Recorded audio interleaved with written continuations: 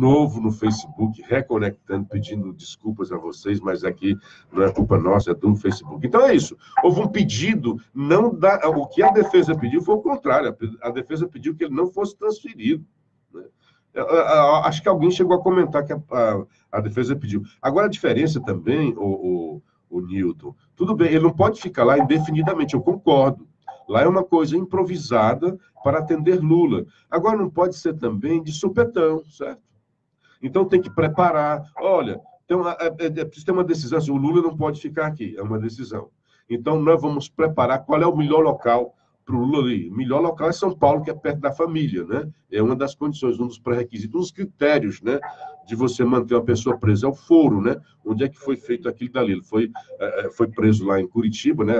As ações estavam lá, o foro, mas mantém ele perto da sua família, por exemplo. Mas tem que preparar. Assim, de supetão, aí causa essa comoção. Aí causa uma procissão, né, de deputados que correm lá, e de todas as matizes, não foi só petista que foi lá, não. Tinha gente do Centrão também, tinha gente governista também achando que era um absurdo.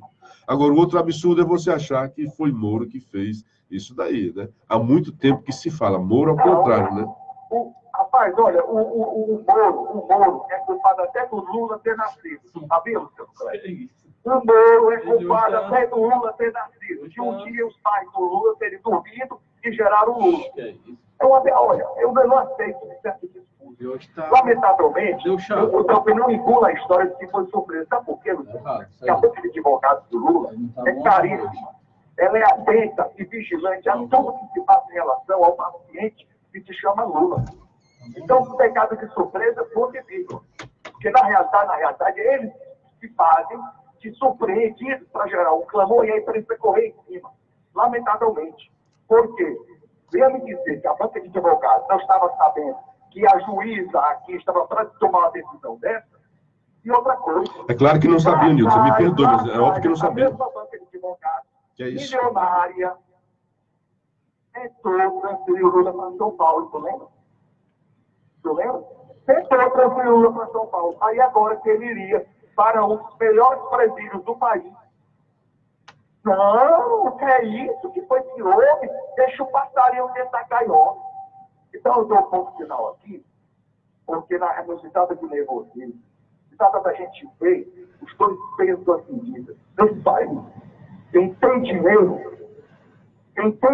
nesse país, manda na justiça. Quem não tem dinheiro é o pobre coitado, é o pobre lascado. Ponto final. Deixa o Lula lá, tá muito bem. Depois a gente transfere. Não pode ser de supetão. É óbvio que a banca não sabia, Nilton. Tu tá aí, começou a viajar. a juíza, o superintendente... É culpado até por Lula ter nascido. Não, mas tudo bem, mas é você dizer que não. É claro que não foi surpreendido. Foi surpreendido, sim. O país todo foi surpreendido com essa decisão de ontem, da Carolina, né? Da dona Carolina Lesbos, né? Mas é como você diz. Só que o Lula tinha pedido, há algum tempo, a defesa do Lula tinha pedido para São Bernardo de Campos, para ficar perto da família. Aquilo que eu falei, um dos requisitos, né? Aproveitar a decisão da juíza para tentar, mais uma vez, libertar Lula, o que aconteceu agora, né? Então, o tribunal se debruçou, deixa o Lula lá, mas deixa o Lula preso, né? Porque imagina se tivesse aproveitado isso para também soltar o Lula, né? Eu acho assim, eu concordo, eu acho que tem requisito, é diferente. São pessoas diferentes. Presidentes diferentes. Tem que seguir lei. E tem que ter uma lei. Por exemplo, no caso da Dilma, houve um absurdo, houve uma quebra de lei, porque a Constituição, estava ali o seu presidente, o Lewandowski, juntamente com o seu Calheiros, no conluio, eles estupraram a Constituição para manter os direitos políticos da Dilma. Se eles não concordam, Lewandowski não pode fazer nada, mas o senhor Calheiros poderia propor uma PEC para mudar a Constituição, que é muito clara. A consequência do impeachment é o afastamento do presidente, ou a presidenta, né, da mulher lá, e a imediata suspensão dos direitos políticos. Está claro. E argumentaram, puxa, mas depois a Dilma não pode exercer nenhum cargo público, nem sequer numa escola. Não, é a lei que diz. Se você não concorda com a lei, trabalhe para alterá-la. Enquanto de sua vigência tem que se cumprir. E ponto final. ao cumprimento da lei. Neste caso aqui, nós não temos uma lei. Como é que deve ser uma cela? Como deve ser a prisão de um ex-presidente? Eu acho que sim, que tem que ser diferente. A gente não pode ficar nivelando. Ah, porque os outros estão lascados, não sei o que. Sim, mas você não pode nivelar por baixo. A gente tem a mania de nivelar por baixo. Aliás, hoje tem um artigo, tem um artigo maravilhoso hoje, né, do Schuller. Esse ponto seja contemplado, tá, Lúcio? Como? Eu espero que no pacote enviado pelo Ministério da Justiça, pacote anticrime... Não é questão de esperar, tá? Da corrupção, eu espero que esse ponto do encarceramento de autoridades como o ex-presidente da República seja contemplado. Não. Se não foi contemplado, que alguém levante a bola, porque o que acontece aqui no Brasil também é o seguinte, Luciano, as leis existem, não são devidamente regulamentadas e normatizadas, aí então não se cumpre a lei. Não, mas na questão do pacote não é questão de esperar, porque ele já foi feito, já foi para lá, né? Então não tem. Não tem. Não tem. E o pacote anticrime não é para tratar disso daí, né? Então você pode fazer uma outra questão sobre isso daí. Os próprios... Ele tem um forte capítulo em relação ao tratamento das penas de crimes contra a corrupção, né? E o presidente está preso porque exatamente ele contribuiu com atos de corrupção. Não, mas não estamos falando dos crimes, estamos falando de condições de ex-presidente, seja quais forem os crimes que eles tenham cometido, né? E assim como também quando no Brasil, essa é a desigualdade, eu volto a afirmar, se for para a cadeia e você for para a cadeia, que Deus nos livre, iremos por uma condição especial que aquele borracheiro não foi. Simplesmente porque nós temos curso superior. Aliás, já existe gente pensando em acabar com esse negócio. Né? Porque o cara tem um curso superior, aí vai para uma prisão diferente. Né? Aí, sim, é uma desigualdade, é uma justiça de castas. Né? Porque o cara... Então, o analfabeto vai para uma prisão diferente de quem tem curso superior. Isso, sim, é que é estranho, mas está na lei. Né? Então, eu concordo que seja mudada a lei em relação a isso daí. Mas o que eu ia falando é assim, é que a gente costuma nivelar por baixo, e hoje, por coincidência, tem um artigo do Fernando Schuller, que é um cara que cada vez eu admiro, né? Tem as pessoas que eu admirava e fui deixando de admirar, né? Tem na política e tem também na área do jornalismo. Então, ele traz hoje uma matéria que, assim, você quer combater a pobreza ou os ricos, né? Então... Interessante até esse título, né? Porque a gente está fazendo uma discussão muito sobre isso, sobre as desigualdades, né? É combater a pobreza ou os mais ricos? Quando se fala muito de desigualdade, e eu já falei sobre isso aqui, não me causa nenhum prurido, não me causa nenhum incômodo esse tipo de desigualdade social. Desde que eu tenha, né? Por exemplo, ele até faz um exemplo, né? Digamos que você... Newton, todos nós, possamos curtir as nossas férias numa praia. Vou para a praia aqui, para Jericoacoara, ou vou para a Serra, né? Vou curtir bem as minhas férias. Qual é o problema se o meu vizinho pode curtir em Londres, em Paris? Então, é uma desigualdade que não subsiste, né? Desde que eu tenha minha vida digna, né? Pode haver completamente essa desigualdade sem nenhum problema.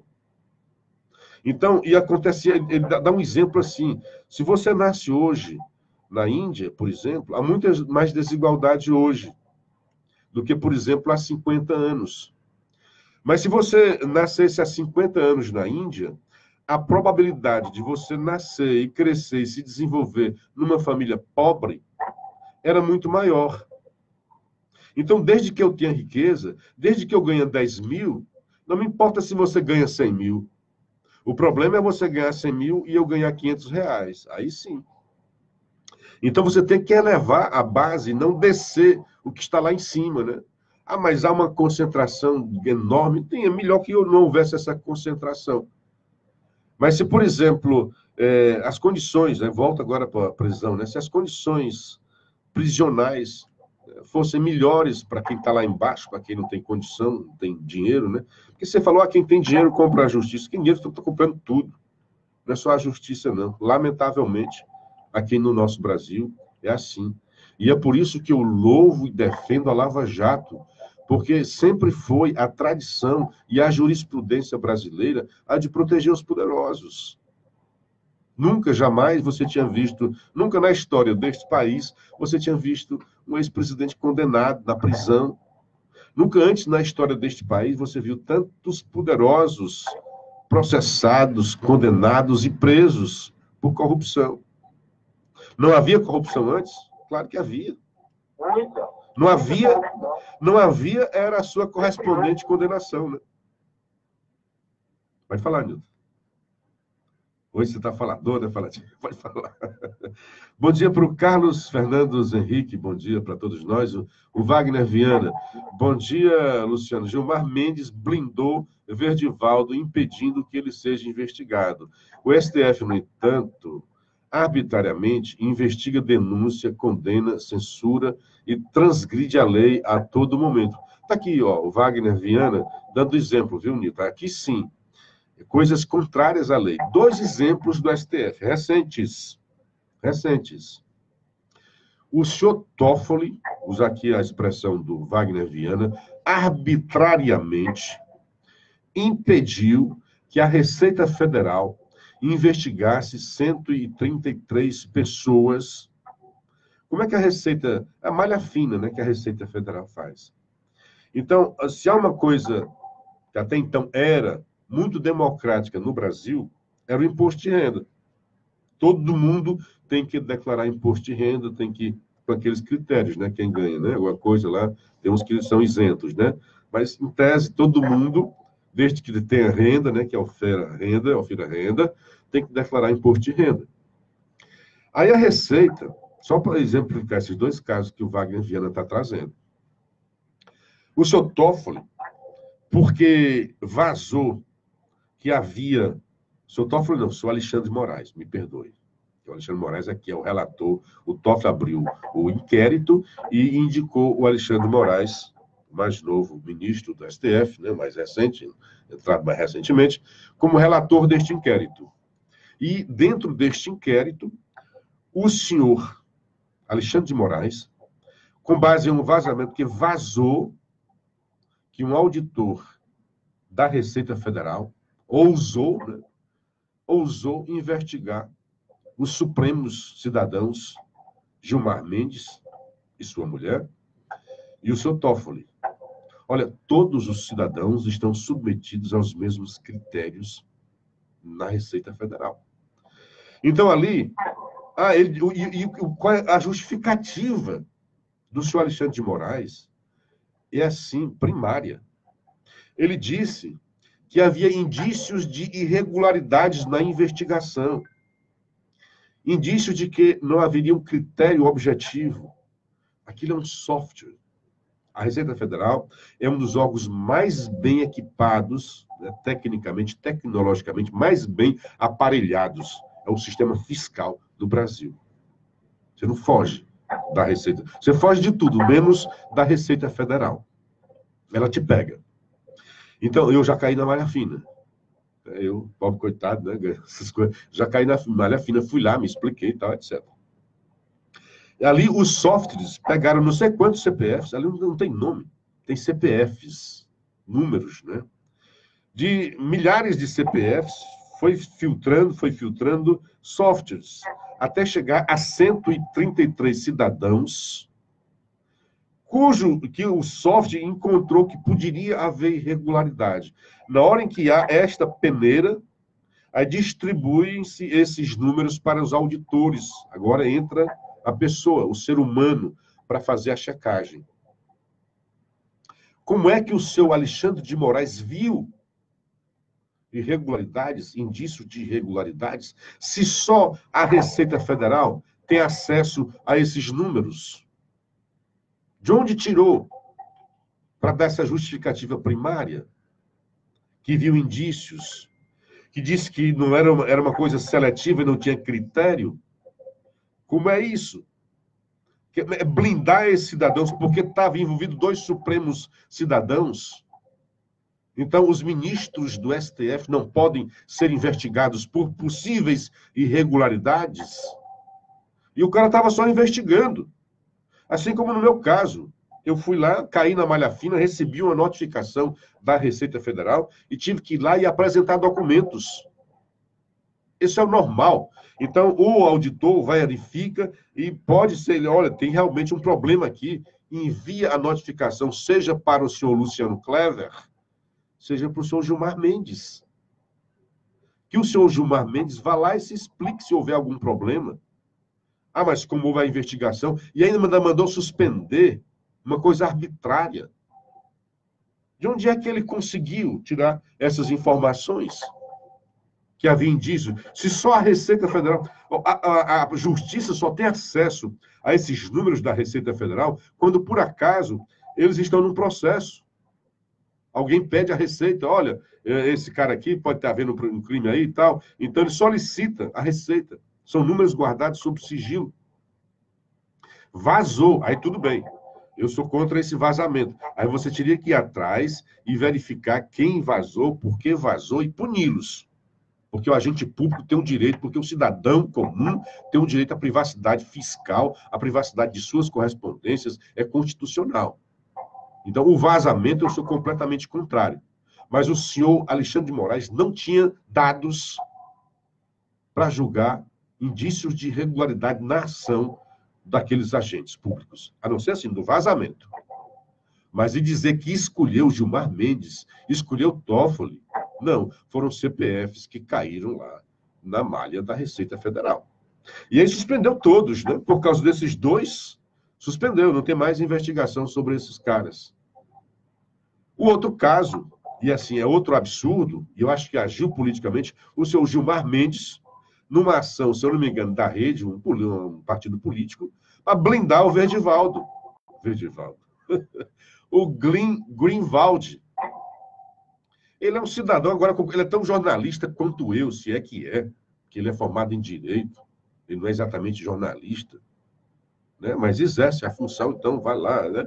Então, ele seria contra a liberdade de expressão. Então, ao contrário, o jornalista tem que ter mais responsabilidade. Deve ser garantido a ele todo o direito de liberdade de expressão, de segurança de que não vai dizer a sua fonte, todas as suas liberdades que a Constituição garante. Ao mesmo tempo, deve ser cobrado dele todos os deveres que os demais cidadãos também têm que responder. A liberdade de expressão está na nossa Constituição, é garantida. Vedado o anonimato. Por que se veda o anonimato? Exatamente para que você tenha a responsabilidade sobre a sua expressão. Sobre o que você disser, você vai ter que responder. Se você não pode ter a liberdade de expressão para injuriar e caluniar as pessoas. Você vai poder fazer isso, mas vai responder pelos seus atos. Aí vem seu Gilmar e acha que há indícios. Cadê esses indícios, Gilmar? Esse povo agora está vendo coisa demais.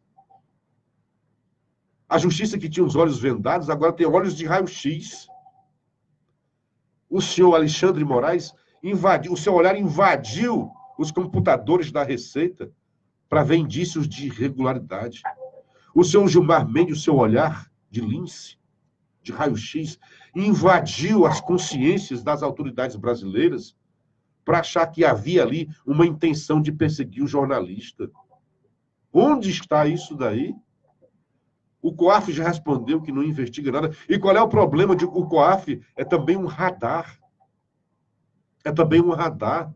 Foi feito para quê? Para quando tivesse alguma atividade atípica, alguma atividade financeira atípica, ele segurasse aquilo dali e procurasse, opa, o que é isso daí? É lavagem de dinheiro? É terrorismo? É corrupção? É indício de irregularidade? Por que o senhor Greenwald estaria infenso a essas atividades do COAF, seu Gilmar Mendes? Tem que blindar o cara para ele fazer esse tipo de coisa, que para mim não é jornalismo. Ele tem todo o direito de fazer essa...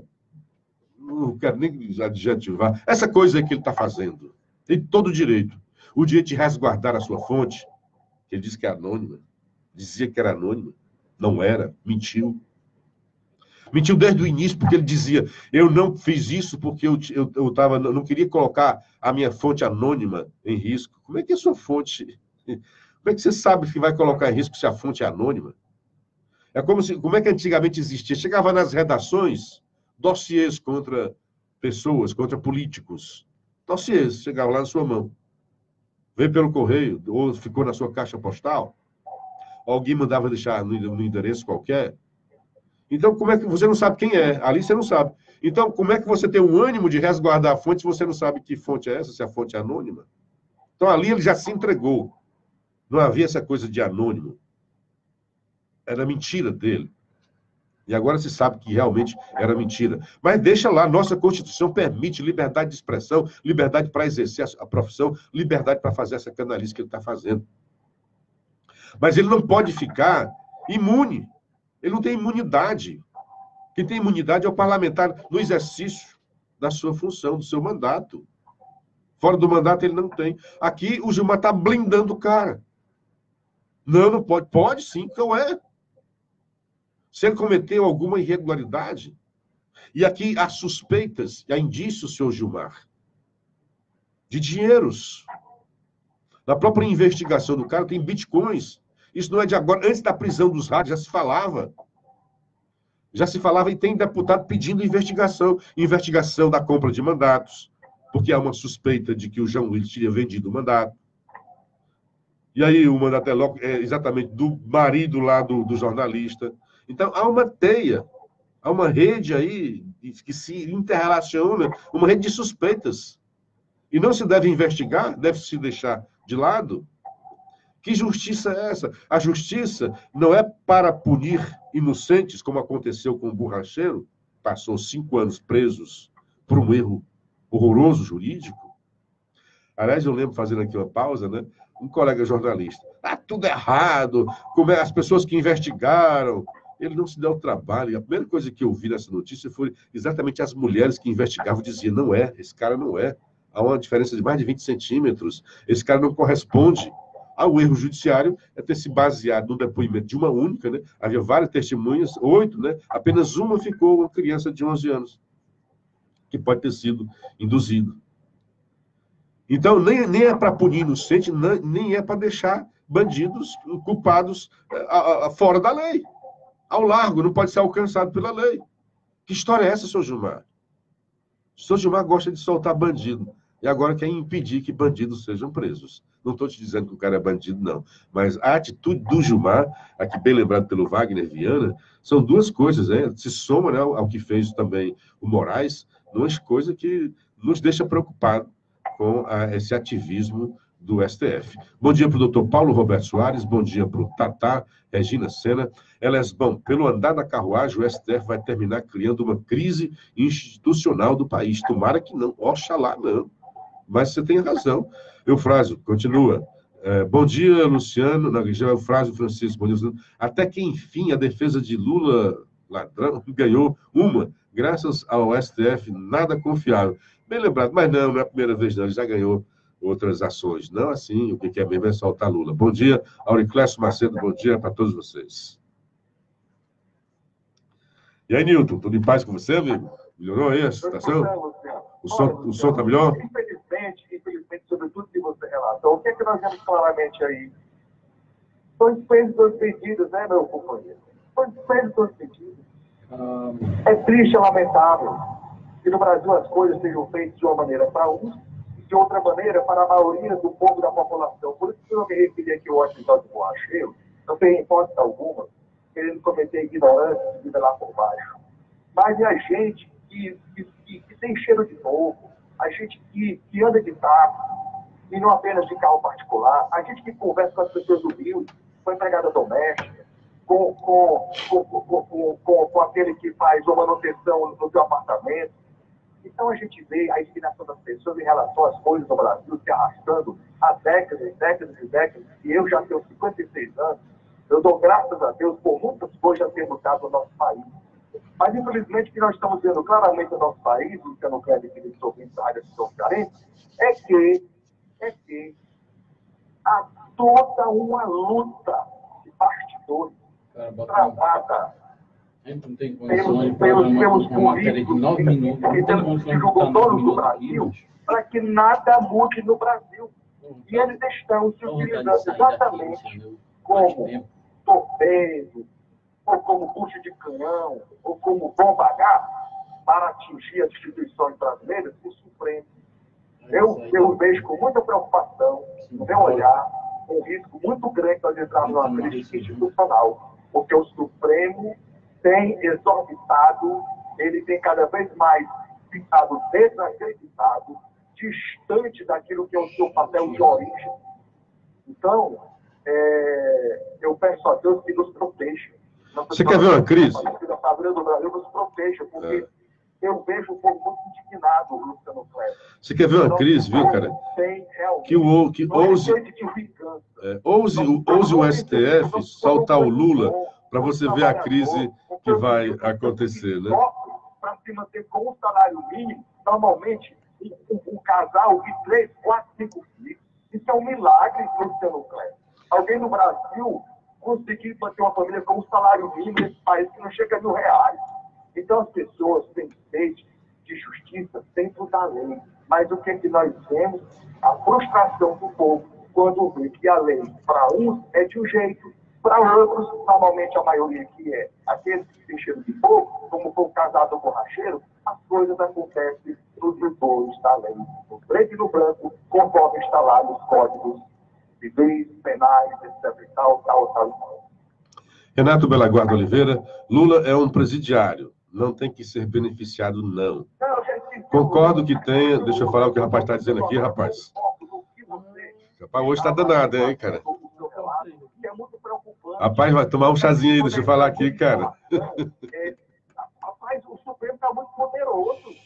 Ele agora faz tudo. Ele investiga. Ele condena. Que é isso? É que nós vamos parar? Posso falar agora, cara? Ótimo. Renato, eu estava falando que o ouvinte está dizendo, cara. Lula é um presidiário, não tem que ser beneficiado, não. Concordo que tem uma cadeia especial por ter sido ex-presidente, é isso aí. Mas o STF não tem o direito de se intrometer nas decisões que o povo quer. O Auriclésio Macedo, esse HC não era para ser um TRF4, isso é o que está dizendo o Marco Aurélio, né? Bom dia para Fran Fernandes, que está mandando aqui um abraço para nós. Bom, hoje o tema, né? Bom, gostoso e tal, assim, a reforma, vitória retumbante do governo Bolsonaro. A reforma passou, todos os seus destaques que queriam parar foram rejeitados, a oposição foi acachapada, uma derrota acachapante para a oposição. O Ceará manteve o seu racha, né? Foi meio a meio, incluindo o racha aqui em Sobral. O Moses, viva Moses, votou pela reforma e o senhor Cristino, lamentavelmente, votou contra.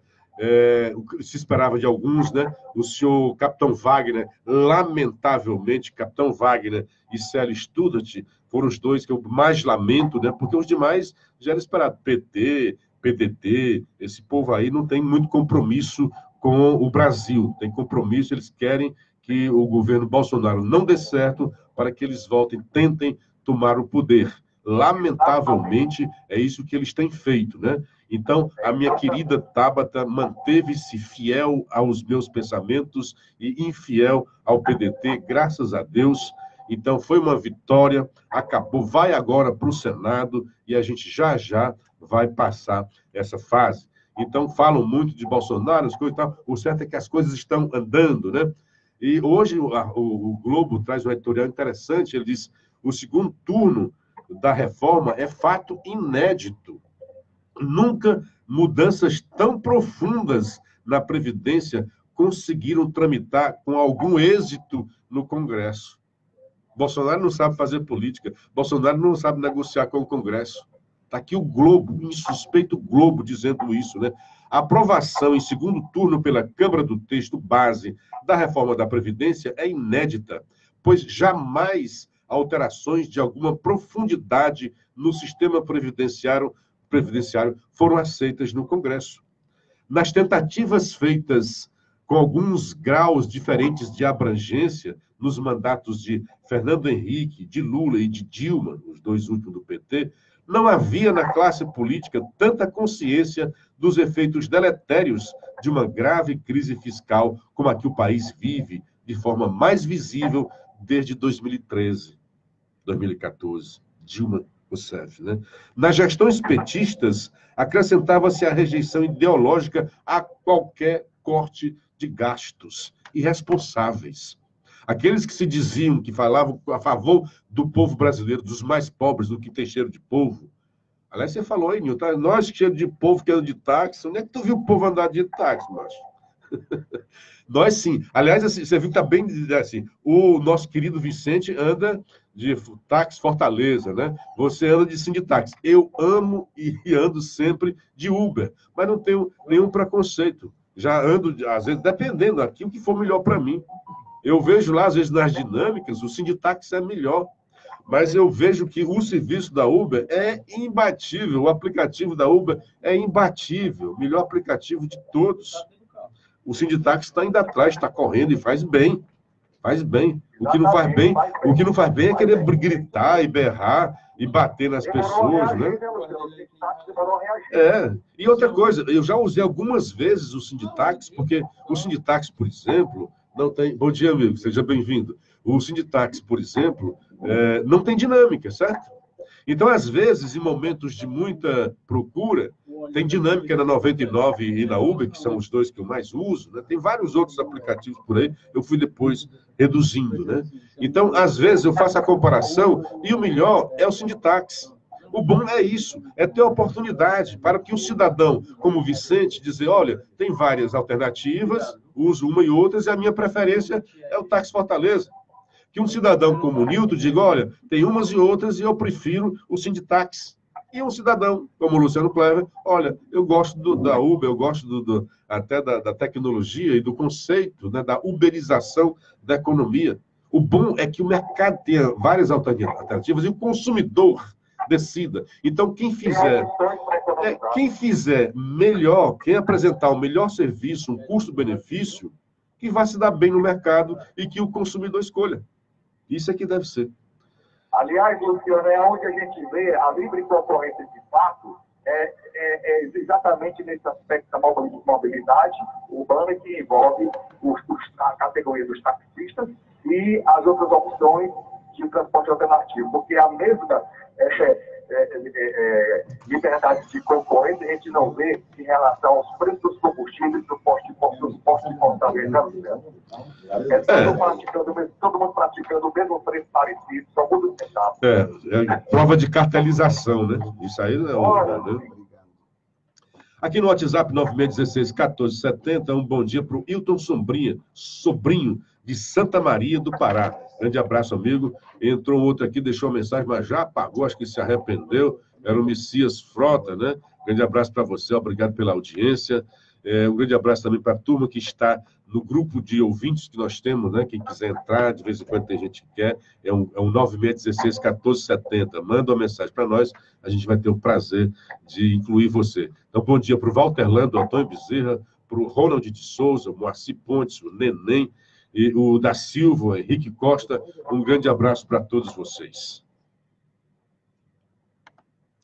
Bom, nós estamos, são 6h54, já está na hora da gente ir se despedindo, agradecendo a audiência, né? Hoje, Lula tomou grande parte, né? Hoje você estava apaixonado, olha, você está apaixonado pelo Lula, tá?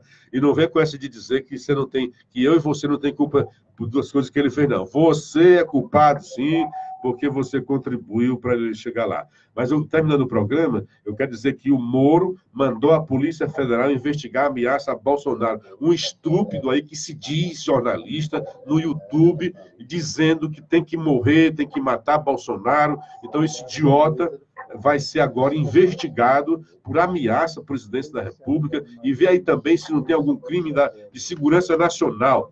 O cara vai... É por isso que aquela história, ele tem todo o direito de expressão. Vai pro Gilmar.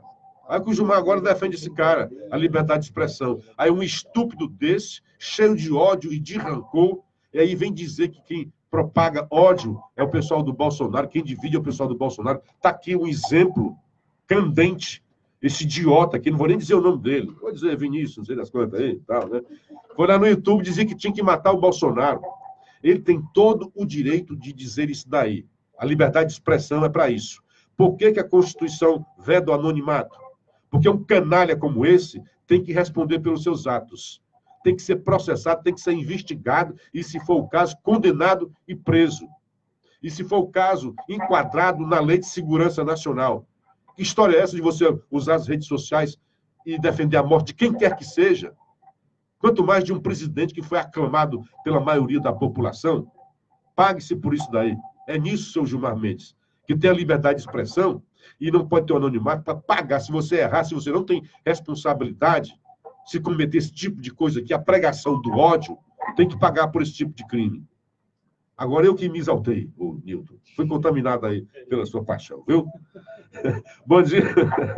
Bom dia para o Ney Carvalho, também para Catarina Soares. Minha preferência é o Sinditáxi. É isso. Viva a liberdade. Aliás, tem liberdade. Aliás, vamos chamar a Uber, o 99, o Sinditáxi, Táxi Fortaleza. Venham anunciar com a gente, tá? Que aqui cada um tem uma escolha de vocês. Um grande abraço. São 6h57 aqui pelo meu computador. Obrigado, Nilton. Obrigado à querida e grande audiência da Rádio Assunção e também da FM Paraíso. Retoma agora o grande comunicador, comandante dessa forte audiência do som poderoso da Paraíso, aqui em Sobral e por toda a região norte, nosso querido Assis Nascimento e o Ricardo Gomes. Queridos amigos, um dia bastante proveitoso e até amanhã, com a graça de Deus. Tá legal, Luciano Kleber. Nas graças de Deus. Os nossos parabéns. Tá aí, nosso Luciano Kleber.